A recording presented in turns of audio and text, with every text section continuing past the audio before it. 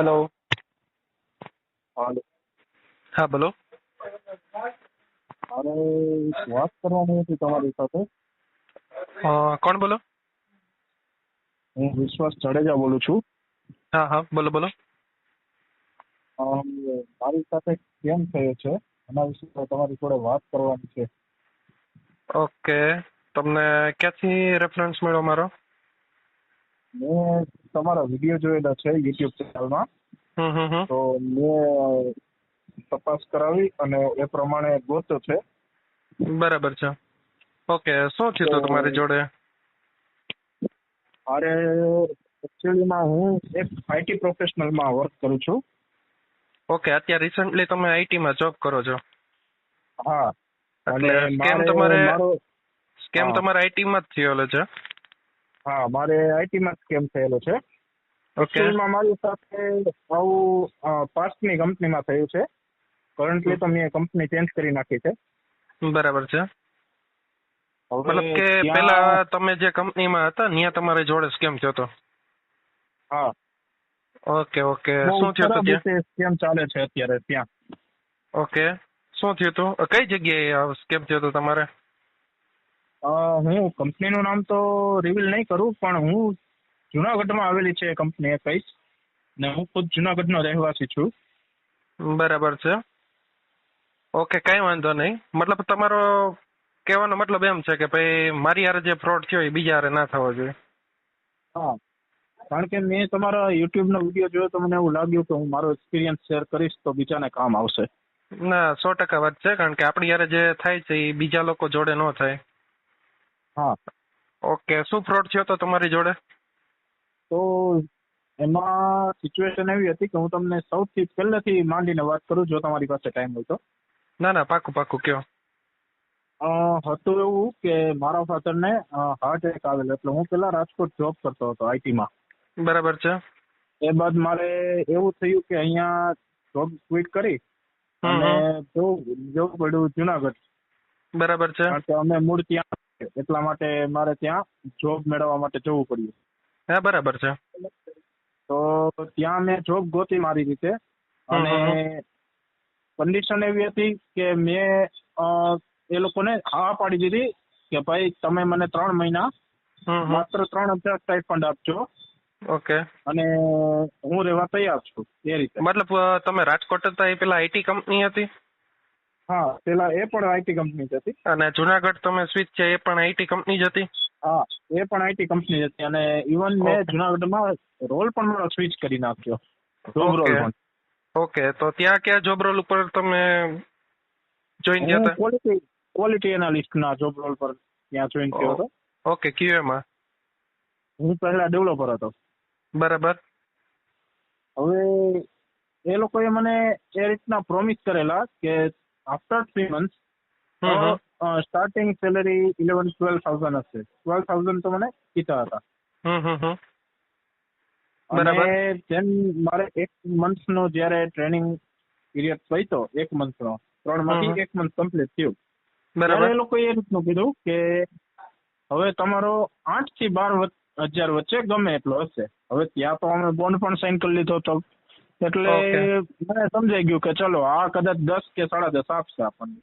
Okay, હું થોડુંક પણ તમને છે ને ડીપમાં પૂછવા માંગુ છું, કારણ કે હા મને જેવું સમજાણું છે ને એ પ્રમાણે જો કોઈ વ્યક્તિ સાંભળે તો એને પણ આ વસ્તુ સમજાય. સૌથી પહેલા હા તમે હા ઇન્ટરવ્યુ ત્યાં તમારું થયું, બરાબર ને? ઇન્ટરવ્યુ થયું મારું. ઓકે, ઇન્ટરવ્યુમાં તમને કેવા ક્વેશ્ચનિંગ હતા? ઇન્ટરવ્યુમાં મને એક મોબાઈલ એપ્લિકેશન ટેસ્ટ કરવા આપી હતી હમ. અને એક વેબસાઇટ ટેસ્ટ કરવા માટે આપી હતી. મારું ટોટલ 2.5 કલાકનું ઇન્ટરવ્યુ ચાલ્યું હતું ત્યાં. બરાબર. જે પ્રેક્ટિકલ ઇન્ટરવ્યુ હતું. હમ. અને થિયરિટિકલ જે ઓરલી હતું એ હમ. 1.5 કલાક માટે ચાલ્યું હતું. અને લાસ્ટ હતો HR રાઉન્ડ, જે સેલેરી ડિસ્કશન, ઓબ્વિયસલી બધાને ખબર જ હોય છે. એ પણ ઓકે 1.5 કલાકથી કલાક માટે ચાલ્યું હતું. ઓકે, હવે બોન્ડ સાઇન તમે કર્યો ત્યારે બોન્ડ તમે ખરેખર વાંચ્યો હતો? બોન્ડ ખરેખર મેં વાંચ્યો હતો, બરાબર. અને હમ.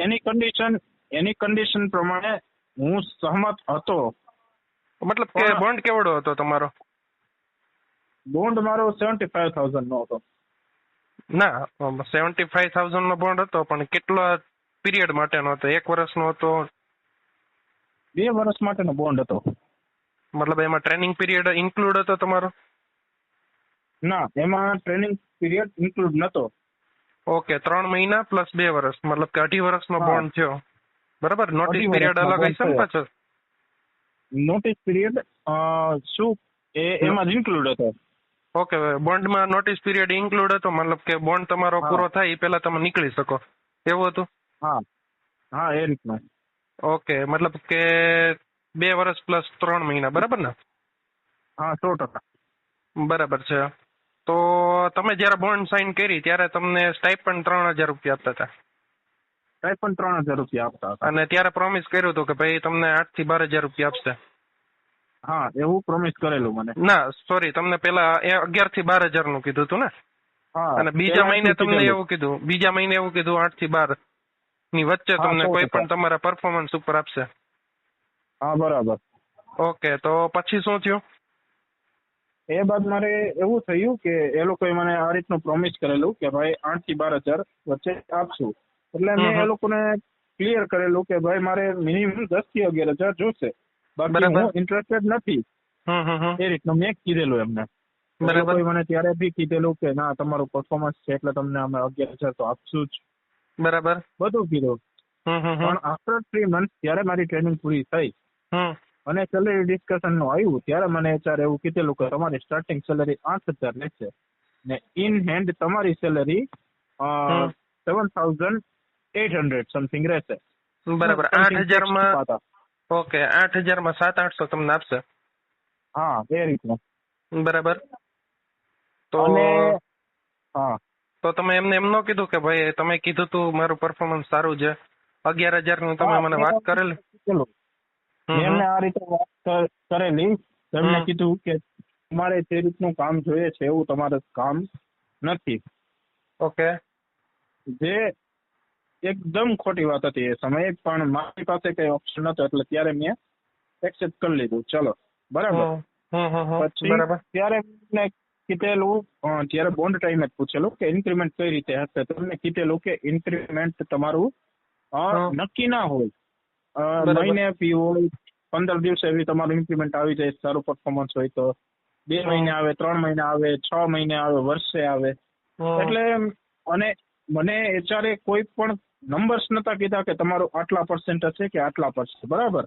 હમ. એ ચોખ્ખો સ્કેમ હતો, ચોખ્ખો સ્કેમ. એ લોકો જસ્ટ એક કહીને કે ભાઈ આપણને એક ઇમેજ દેખાડે કે તો આટલા નંબર ટૂંકમાં આટલા એમ્પ્લોય છે, આટલા વર્ષથી છે, તો હમ. કંપની બહુ સારું ઇન્ક્રીમેન્ટ આપે છે.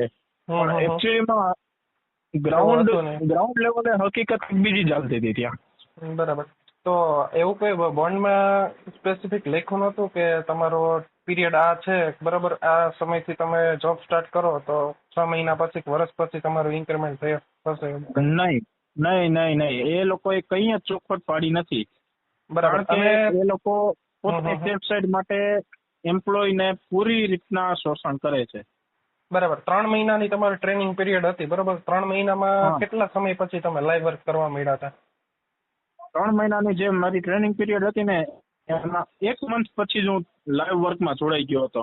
મતલબ કે 2 મહિના તમે એનું કામ કરીને જ આપ્યું હતું તમે, એમાંય તમારું શોષણ થયું? હા હા, યસ યસ. બરાબર. એન્ડ પછી? એ લોકોનું એ પણ એક નોટ કરવા જેવી વસ્તુ છે કે ઓફિશિયલ ટાઈમ કોઈ પણ કંપનીનો હોય ને, હમ. એના કરતા વધારે બેસવાનું થાય તો આપણે રૂલ છે ઓવર ટાઈમનો, બરાબર. હા, બરાબર છે. ત્યાં એ વસ્તુ સાબિત નથી થતી પ્રોપર રીતે. બરાબર છે. થતું એવું હતું કે ભાઈ અમારો ઓફિશિયલ ટાઈમ ત્યાં 9 થી 6 નો હતો. બરાબર.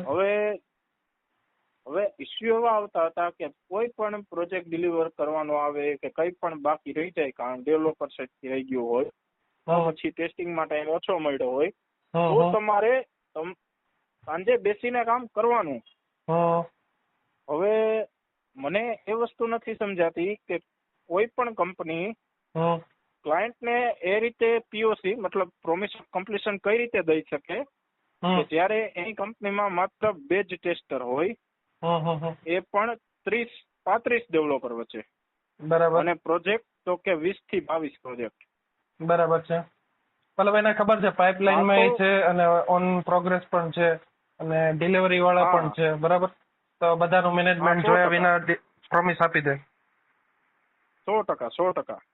એ લોકોનું મેનેજમેન્ટ લેવલ જ અલગ હતું કે ભાઈ જે ક્વોલિટી, અમે જે કામ, મારું જે જોબ રોલ છે ક્વોલિટી મેન્ટેન કરવાનું, બરાબર? તો હું તો ક્વોલિટી ચેક કરું જ, બરાબર? એ ક્વોલિટી ચેક કરવા માટે મારે ટાઈમ જોતો હોય, બરાબર. તો એ લોકોનું કેવું એવું હતું કે ભાઈ અમુક પ્રોજેક્ટમાં થોડી ક્વોલિટી કોમ્પ્રોમાઇઝ કરી દેવાની. એનો મતલબ તો આપણે ક્લાયન્ટ સાથે ડાયરેક્ટ છેડતી કરીએ એવું આમ ખોટું કરીએ, એ જ થયું ને. ક્લાયન્ટ આપણા માટે ભગવાન હોય. બરાબર છે. તો એ લોકોએ આ રીતનું પણ વર્ક કરાવેલું. ઓકે, તો તમારે પ્રોબ્લેમ, હા, તમારે પ્રોબ્લેમ આમાં કેમ શું છે? મતલબ કે તમારો શું કહેવાય સેલરી નો વધી ઈ થયો કે પછી તમને આમાં ટાઈમ વધારે દેવડાવતા ઈ કે પછી કઈ બીજું હતું? પ્રોબ્લેમ બધી જ બાબતે હતો. મેં 1.4 વર્ષ ત્યાં જોબ કરેલી, પછી બોન્ડ તોડ્યો, બરાબર? એ પણ 25,000 ભરીને. પણ મારો જયારે એક લિમિટ આવી ને કે ભાઈ તમે ક્લાયન્ટ સાથે આ રીતના બિહેવ કરી શકો છો, કે ભાઈ તમે એના પ્રોજેક્ટમાં આ રીતનું વર્ક આપો, પછી તમે પોતાના એમ્પ્લોય જે 9 થી 6 નો તમે ટાઈમ નક્કી કર્યો છે અને એને રાતના 9, 10 વાગ્યા સુધી વિધાઉટ પેઇંગ ઓવર ટાઈમ તમે એને બેસાડો છો અને કામ કરાવો છો, બરાબર. પછી તમે કોઈ પણ ટાઈમ લાઈન વગર કઈ પણ પ્રોજેક્ટ આવે છે લઈ લ્યો છો અને ખુદની ભૂલ હોય ત્યારે એમ્પ્લોય પર રાડો પાડી દો છો.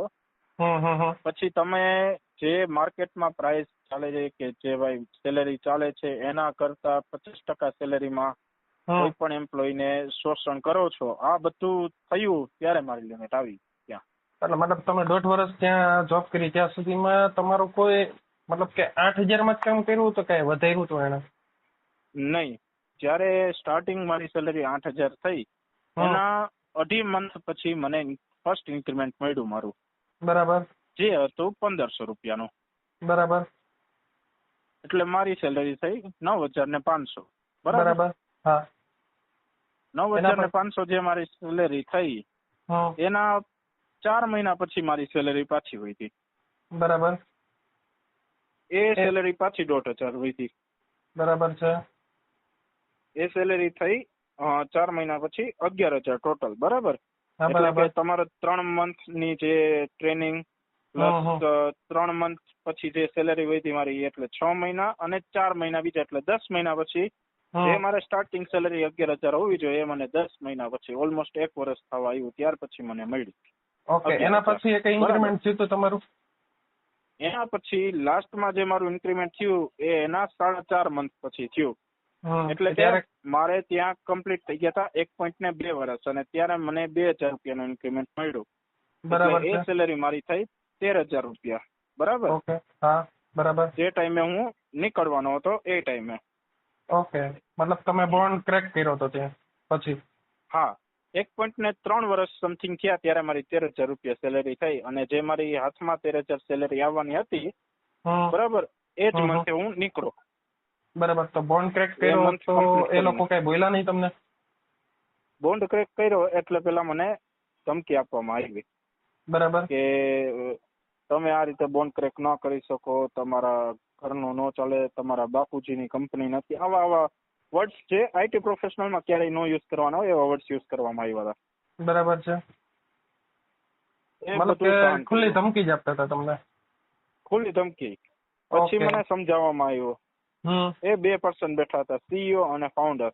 સીઈઓ દ્વારા સમજાવવામાં આવ્યું મને, બરાબર, કે તું આ 75,000 ના પર તારી સેલેરી અમે વધારી દેશું અને તું અહીંયા રે, આ 75,000 ઇન્વેસ્ટ કરી નાખ બીજે અને તું આમ કમાઈ શકે તેમ કમાઈ શકે. આ રીતે બધું તમે 75,000 રૂપિયા ભર્યા હતા? તમે ભર્યા હતા. ઓહો. મારી પાસે કશો ઓપ્શન નતો ત્યાં એ ટાઈમે. એનું કારણ છે કે મારો ગ્રોથ જ અટકી ગયો હતો. મારા ફાધર ફાર્મિંગ નું કરે છે. એટલે તમારી પાસે ઓલરેડી પૈસા હતા? નહીં, એ મેં લોન પર લીધા હતા પૈસા. એનું કારણ છે મને બીજી કંપનીમાં ઓપોર્ચ્યુનિટી મળી પણ તમે તોય લોન લઈને તમે પૈસા ભર્યા? હા, એનું કારણ છે કે એ ટાઈમે મને કોઈ પણ રીતે ક્યાંયથી પણ સપોર્ટ મળેલો નતો. એટલે તમે અત્યારે કોઈની જે સલાહ લીધી હતી? મેં જેની પણ સલાહ લીધી હતી એ બધા એ રીતના હતા કે ભાઈ તું પૈસા ભરી દે અને છૂટો થઈ જા, કારણ કે આ લોકો કેસ કરશે તો પછી તારા કરિયર પર લાલ લીટો લાગી જશે, આમ થશે તેમ થશે. એવા જ બધા પર્સન હતા મારી પાસે.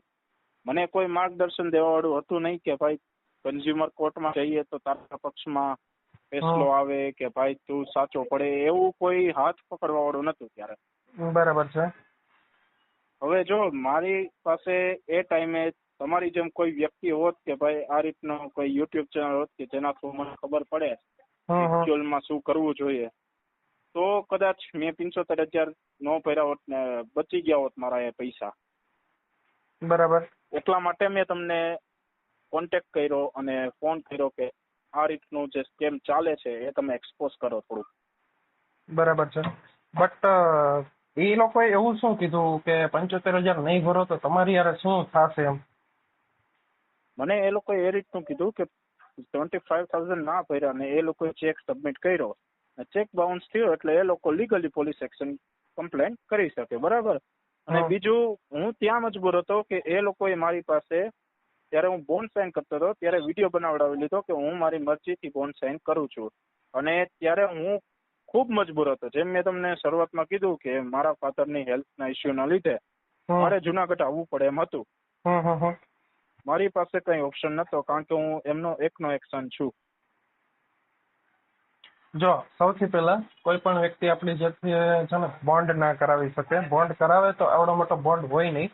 બોન્ડ મોસ્ટલી આઈટી કંપનીમાં હોય છે, પણ વર્ષનો હોય, વધીને 1.5 વર્ષનો. એનાથી મોટો બોન્ડ હોતો નથી. કોઈ પણ કરાવે છે. ઇન્ડિયન કોન્ટ્રાક્ટ એક્ટ 1872 ને સેક્શન 15 ની નીચે કોઈ પણ દબાણથી અથવા તો ધમકીથી કોઈ આપને કરાવે તો એના ઉપર આ સેક્શન લાગુ પડે છે.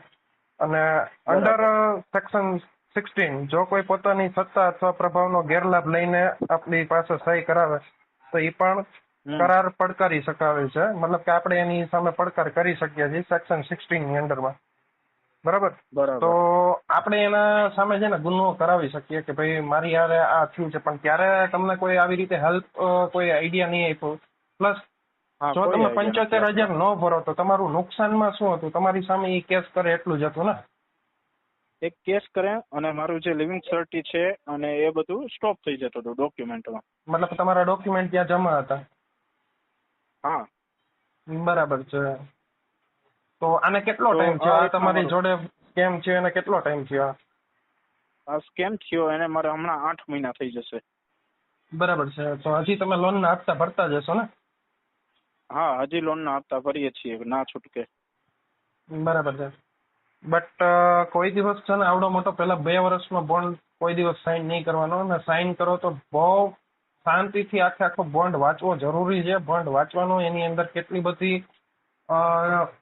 અંદર પોઈન્ટની અંદર સબ પોઈન્ટ હોય છે, અંદર ઘણી બધી જે લાઈનો લખેલી હોય જે આપને ખબર જ ના હોય. હા, 100%. બરાબર. કારણ કે એની અંદર શું લખેલું છે એ તમે વાંચવાનો ટાઈમ એવડો તમે કાઢતા જ નથી. હા, 100%. બરાબર છે. અને એ સમયે જો તમે કોઈ વ્યક્તિનો પરિચય એવું કોઈ તમારી સાથે કામ કરતો હોય તો એ તમારા જેવો જ હશે મે બી, તો તમને એવો આઈડિયા આપ્યો હશે કે ભાઈ ભરી દે અને છૂટી જાય. હા. એટલે હંમેશા કોઈ આઈટી ફિલ્ડમાં, બીજી કોઈ કંપનીમાં, કોઈ સારા પ્રોફેશનમાં કે એમાં કોઈ બીજી જગ્યાએ તમારી કંપની કેવડું, મતલબ સ્ટ્રેન્થ કેવડી હતી કંપનીમાં? ત્યાં 42% હતા. ઓકે. જુનાગઢમાં?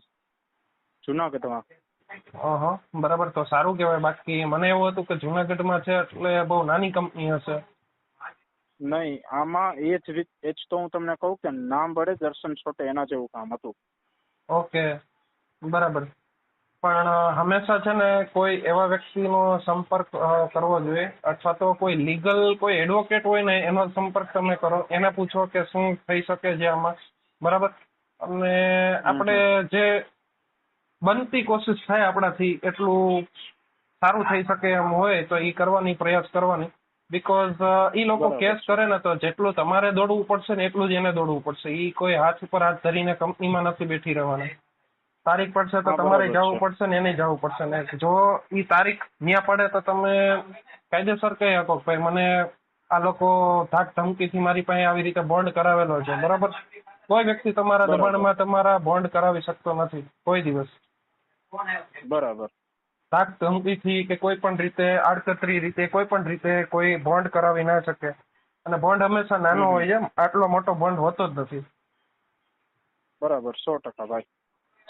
બરાબર. હવે 100%. નેક્સ્ટ ટાઈમ તમે ક્યારેય પણ તમે કોઈ પણ જગ્યાએ જાઓ છો બરાબર હાઇક મળે ઇન્ક્રીમેન્ટ મળે બધું મળશે પણ હંમેશા એક વસ્તુનું ધ્યાન રાખવાનું બોન્ડ હંમેશા નાનો રાખવાનો અને કોઈ પણ જગ્યાએ ડોક્યુમેન્ટ તમારા જમા રહેતા હોય તો ત્યાં ખાસ કરીને ચેતી જવાનું. મિનિમમ ટાઈમની અંદર રિટર્ન મળતા હોય ને તો ઠીક છે બાકી જ્યાં સુધી તમે છો ત્યાં સુધી રિટર્ન ના કરે એટલે સમજી લેવાનું આ લૂપહોલ છે આપણે જ ફસાશું આમાં. એ લોકોનો ફાયદો હોય આપણો બરાબર ફાયદો આમાં ના હોય. 100% ભાઈ, એ મને અનુભવ થઈ ગયો આ કંપનીમાં. બરાબર. એટલે આ વસ્તુનું ખાસ ધ્યાન રાખવાનું અને બને ત્યાં સુધી છે ને કોઈ લીગલ એક્શન આપણે લઈ શકીએ એની જાણકારી રાખવાની હંમેશા કે ભાઈ આ આપણી સાથે બરાબર થવાનું છે તો એવા વ્યક્તિનો સંપર્ક કરવાનો કે જે આપને આમાંથી બહાર કાઢી શકે અને સમજાવી શકે કે આનું હવે આપણે શું કરવું.